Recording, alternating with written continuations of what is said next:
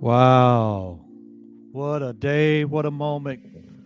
And good day, everyone, and welcome to today's edition of Truly Foundation and a Course in Miracles. Hi, my name is Oliver, and I am your host, your guide, your coach, your friend. I am you, and you are me, and we are one.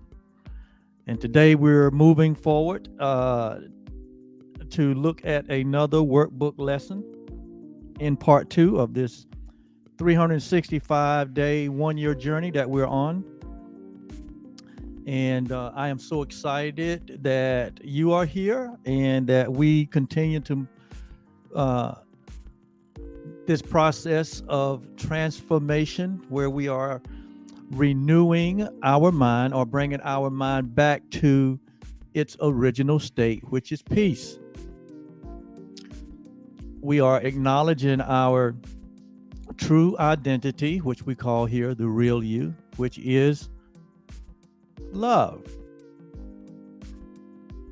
And we are acknowledging the reality that we are indeed the one creation of God. And that in that creation, in that which God created, which he called the I am, which we are, you are, all humanity is,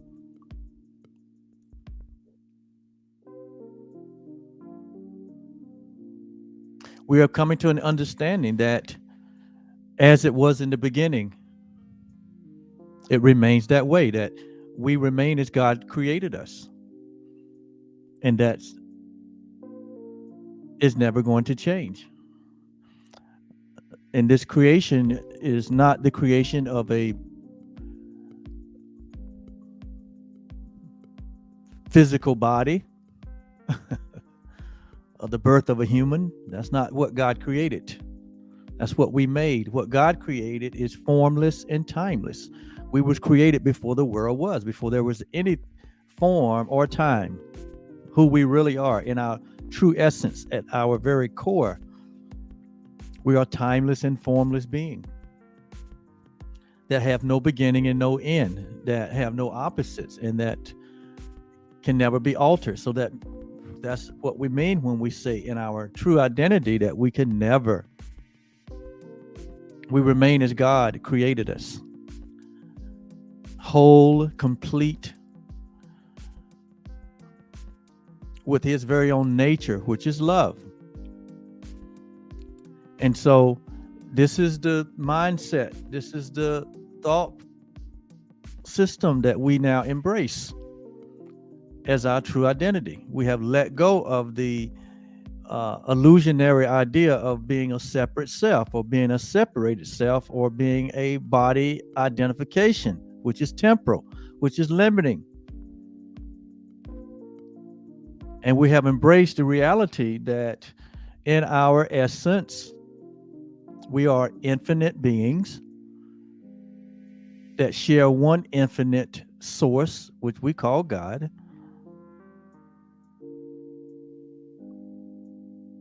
That we are impersonal beings, meaning that there is only one, and we share that one. There's not the, even though there's the appearance of billions of human bodies, but in reality, there's only one being. And it's very impersonal. The personal self that we have enjoyed, that we have experienced, that we have sought to find significance in life, that we have sought to find peace. That is not the real you. That's not the real me. But we are impersonal in nature. And ultimately, we are aware or self-aware of this oneness that we share. And so today we're going to continue our journey as we have started 5 days ago with this idea that peace to my mind, I let all thoughts be still. And then on the fourth day, we said, God is with me. I live and move in him. And then on the third day, we said, God is my life. I have no life but his. And then on yesterday, we said, God is my Father, and he loves his creation, or he loves his offspring. He loves that which he creates. And today we move that idea a little farther by saying that God is my Father, or God is my creator. Okay. It's the whole idea of fatherhood, of introducing God as a father, or a loving father. That idea was introduced to us by the man Jesus. And up until that time, the awareness of a father had certain attributes, or it has certain standards, what a father meant in the natural. Just like if you are a father, or if you are a son, you know the relationship. You have a real experience in the relationship. And I'm not talking about son as being a male, but I'm talking about son as being the offspring of a father. Okay, so if you're in a female body, you're not being excluded here. We're talking about where there is a father which represents that which creates, and that which he creates is his children or offsprings. They may have a different gender, male or female, but we're not talking genders here, because in reality there is no gender. In form, there's only gender. So when we say that God is my Father, and his children, we put it this way, and his children loves him, as though we said on the previous day that God is my Father, and he loves his children, or he loves his offspring, or he loves his creation. God is the creator. He loves what he creates. And now the creation is saying to the creator, I love you too. Because remember, we have learned in many lessons before that giving and receiving is one act of love. It is the same transaction. And so that which has been given and received, it has not really truly been received until it is what? Until it is given. That is the evidence that you have it, is that you give it away. So in this case, what we're talking about is the love that the Father has for his creation. The creation is now returning that love to the Father as proof that what? It has really received that which was given in creation. There is no proof that something has been received unless it is what? It is given. So that's why we say giving and receiving is one transaction, or one act of the same transaction. It's two sides of the same coin. Love gives, love receives. That which God gave in creation, creation gives back to God. Why? Because that which God gave was his very self. So God gives back to himself. So God gives you honor and glory and praise, and we give it what? We give it back to what? The originator, as evident that we received it. God gives and God receives. God gives his honor. God gives his essence. God gives his nature, which is love, in everything that it creates. And that which it gives back to the what? Back to the source. That's what true praise. That's what true praise looked like. It's not an exchange, but it's an interchanging of the same essence of what is given. So God has given us his very innocence. So we give God back the same very innocence that he's given to us. God has given us his very nature of being infinite. And so we give back infinitude to the one that has given it to us. God has given us his very nature, which is love. God gives it, we give it back to God. Just like in the natural, a father gives his seed to create his offspring. The natural thing for that offspring to do is to give it back, give that honor back to the father, or to acknowledge the father. And we see where that's been disrupted in the natural. And there's reasons for that. And so today's idea is that God is this one and only source. God is our life. Remember, we said we live and move and have our being in that one life that we share. Remember that we said that God is not only with us, God is us, and we live in him. That God is our very life. That there is no life but God's. And now we're furthering that idea by saying that God is our Father. God is our creator. God is our source. And that which God creates loves him also, or loves God.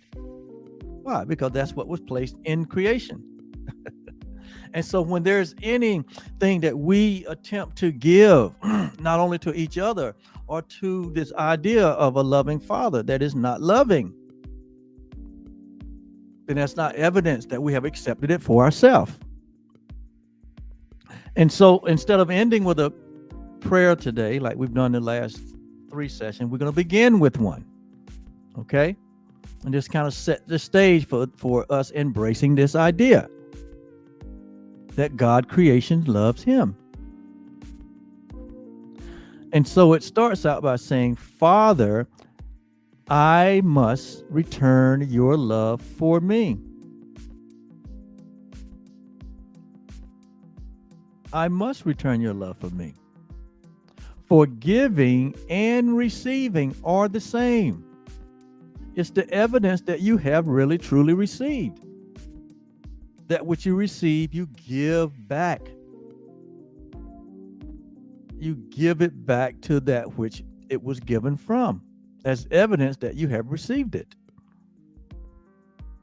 And because we understand in reality, that which we give to ourselves. Why? Because it's only the one self. Remember now, we're talking from a place of oneness now, not from a place of separation. So oneness, giving and receiving is the same. And one can only give to his very own self, because there's only the one self that we all share. There's not God here and us over here, but there's the one self that we share. And the giving and the receiving happens within that oneness. Not two-ness, oneness. And so we're coming from a place of oneness. We're coming from a reality that allows us to see now as God sees. We can see clearly now that the reign of separation, sin consciousness, guilt, and fear has gone. Remember in the previous lesson, we said that what?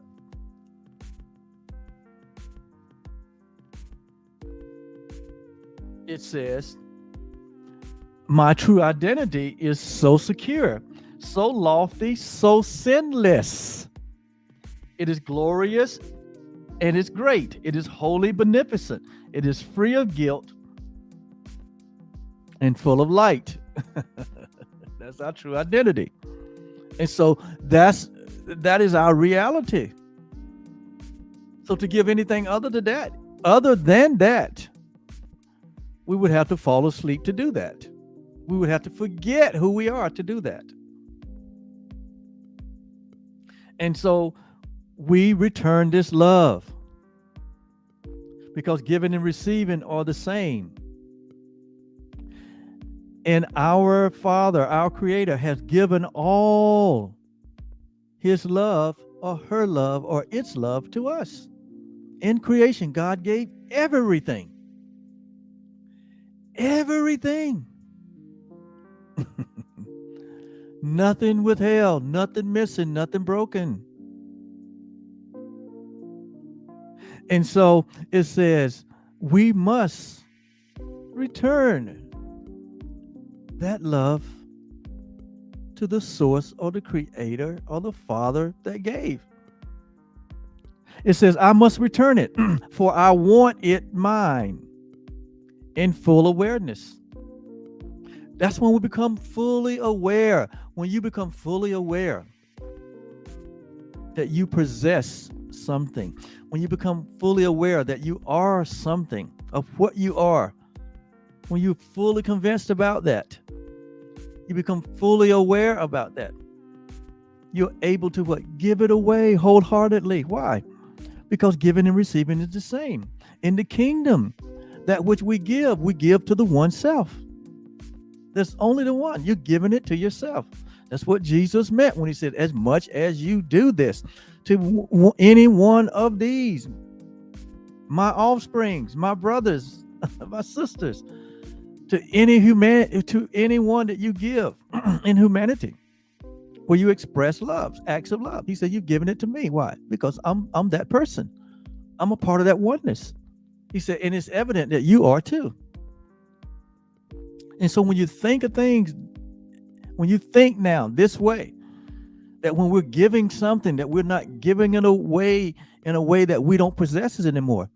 No, we have learned that in giving, it only increases in us, because what we're really giving away is not some form, because the form will always change. But what we're giving away is an idea that is changeless. What we're giving away is a reality that is changeless. That's what we're really giving away. And it only increases in us. And so, I want it mine in full awareness, blazing in my mind and keeping it within its kindly light, inviolate, beloved, with fear behind and only peace ahead. Because we want to have this ongoing, continuous, direct experience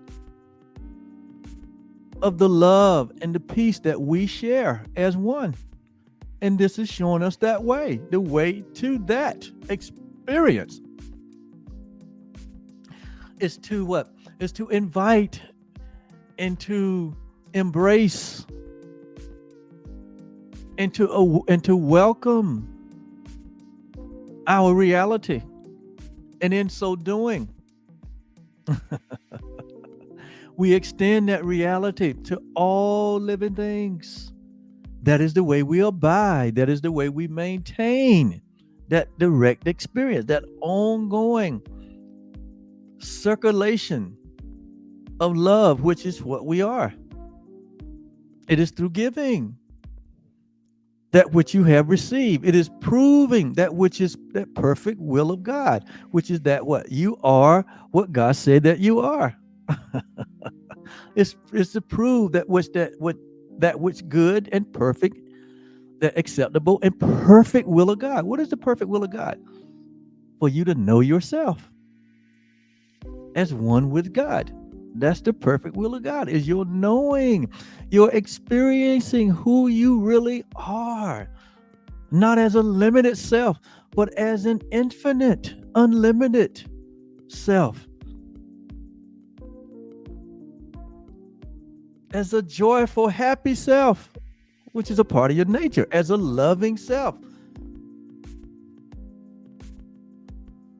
Your happiness is God's number one priority. It's true. It may not seem that way if you look to the world for happiness. That's why it may seem impossible. But in love, in true love, when we wake up to the reality of our true identity, it is your happiness that is front and center.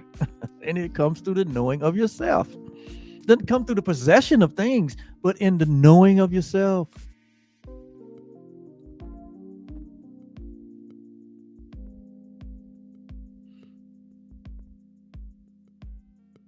And so I want full awareness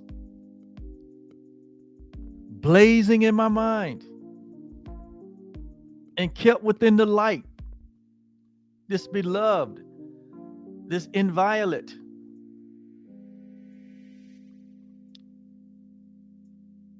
Experience of peace. It says, how still the way your loving creation is led along to you. How still, how sure, how certain is the way. Jesus said, I am the way. He was not talking about him personally. Oh, take your thinking up a little higher.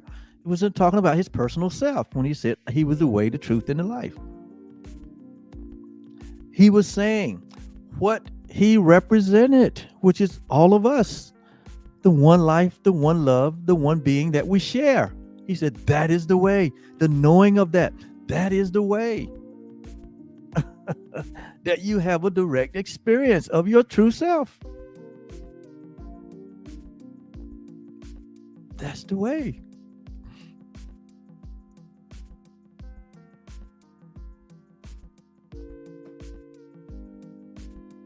And so, brother, sister, humanity, all living things, we find that stillness now. We find that way now. And he said it, the way is in stillness. We find that stillness now. We have discovered it. It's in the knowing of yourself. It's in embracing your I amness. It is your yes to the oneness that we share.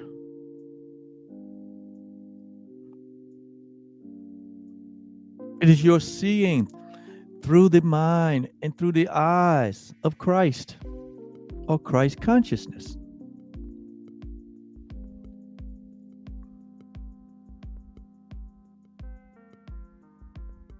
It is through the returning of this endless love back to the source, which is a loving Father. So we find that stillness now. That way not only is open, but it remains open. It's always open. Love always remained open as a way of being. You can never shut love off. Love is what? It is impossible to shut love off. You can forget it. You can deny it, but you can't shut it off. Because to shut love off is to shut yourself off. It says that way is open. And now we follow it. How? In peace. Together.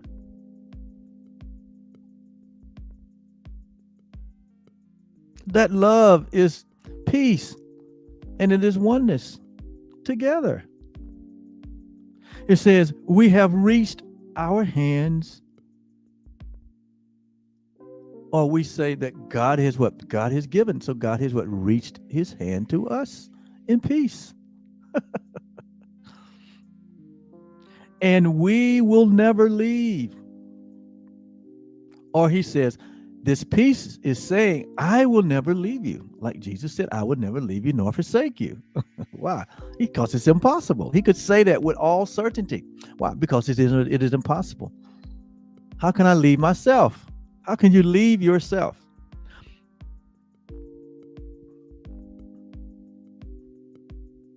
And the most simple explanation of that is, wherever your physical body is, it is. You can't leave it. You can't go from one room in your house to another without your body going. It's impossible.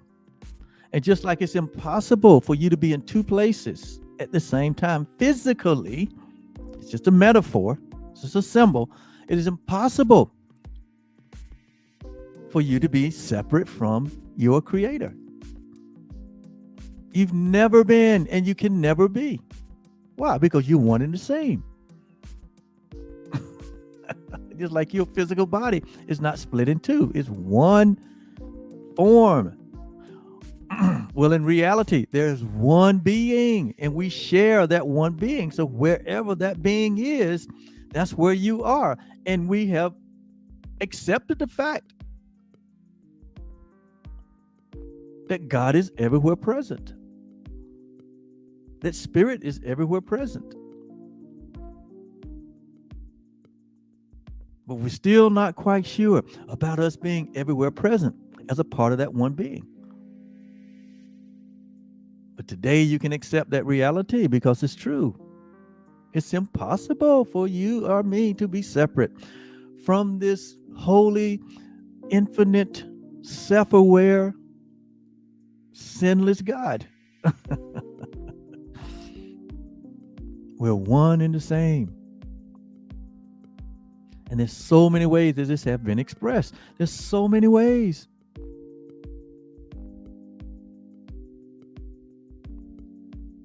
It says that we have reached our hands. It says here that what? It says God has reached his hand to us, and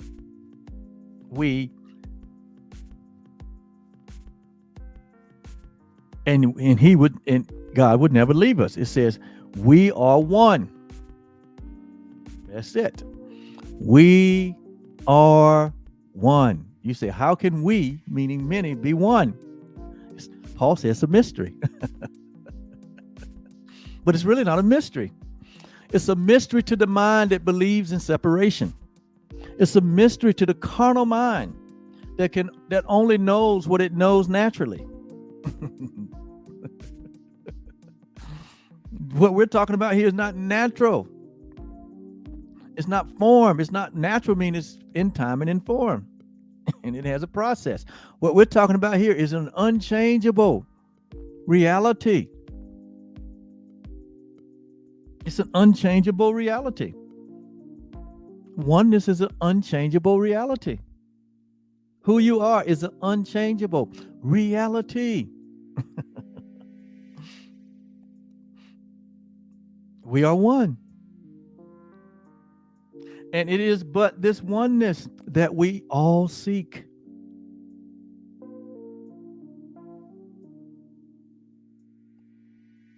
It is but this oneness that we all seek. As we accomplish these few final steps, which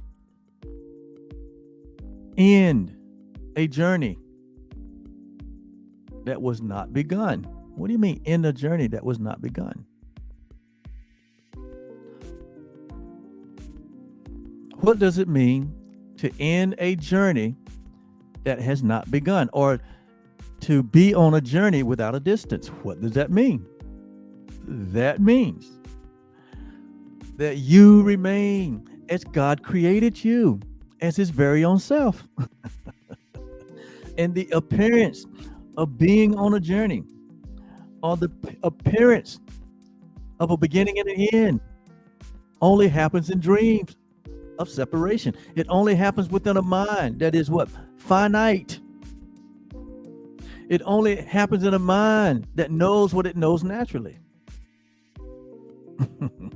But when that mind that is asleep wakes up to its own reality, when it received that which was given to it in its original creation,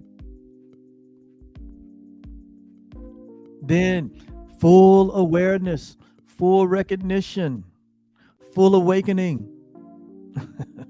full enlightenment, it takes place in an instant. And that is where we are. That is what we are embracing in this moment. That is what we are replacing in this moment. We're waking up from a thought system that limited us, a thought system that made us think that we were these personal selves with a personal timeline in the history.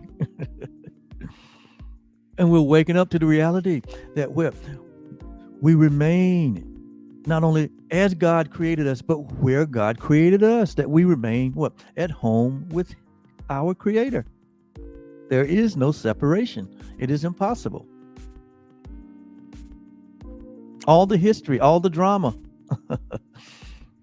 can be wrapped up and put into one movie. And it has been played over and over and over and over again. Each individual life played that same old mistake over and over again until that individual life wakes up and realize what? Nothing has occurred.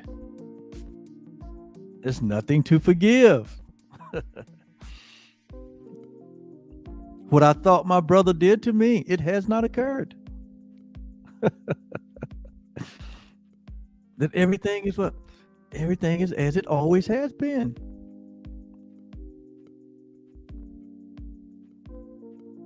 And so it is true. God is my father. God's your father. God is the father of all creation, all living things.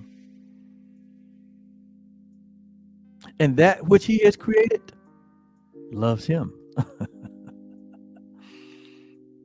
All that God created loves him. Why? Because he only created love. So we would have to fall asleep to get involved with that, with unloving things. We have to be asleep, or we would have to be self-deceived to get involved with what?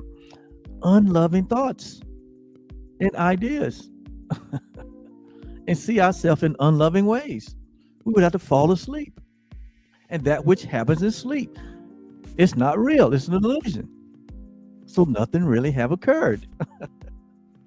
So God is waiting for what? That which he is to wake up from sleep. And in our traditional religions, they call it what? To be born again. Meaning to wake up to your original state. And so that is our lesson for today. Workbook lesson 225. God is our creator. And his creation loves him. You love him. You love yourself, right? That's why he said, love yourself. Love your neighbor as yourself. Because we all share this one self. All this form that seems separate is only one self, one being. And that being is love. That being is love. So to say that you love yourself, you say you love God, because you are God and yourself are one. To say you love your neighbor, you love yourself. Well, God and your neighbor are one. To say you love yourself, you love your what? You love your offspring. To say you love your wife or your kids or your whatever. You're saying what? I love myself, because we are one and the same. So you can't say I don't love this form, this race, this gender, this idea. You can't. If you say, you can't really say that, because you would be saying I don't love myself, and that's not true. You love yourself. In reality, you do. And so that's our lesson for today. Wow, what a day. Go out and have yourself a great day. Not only loving yourself, but in stillness, coming to grips with the oneness that we share. The search is over. The end of seeking has occurred. There's only love. And here at Truly Foundation, we teach only love. Why? Because love is all there is. Love is the solution to the illusionary idea of the problems that we face. Love is the answer. Love is enough, like the Psalm said. Love is more than enough.